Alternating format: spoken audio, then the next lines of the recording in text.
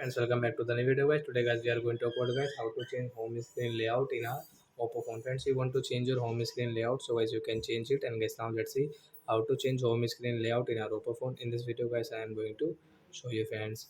So before starting video, friends, I want to tell you, guys, if you need my channel, so first of all, guys, subscribe my channel, click the bell icon, like my video, friends. First of all, guys, open your phone setting to change your home screen layout, and guys, click on home and lock screen setting, guys.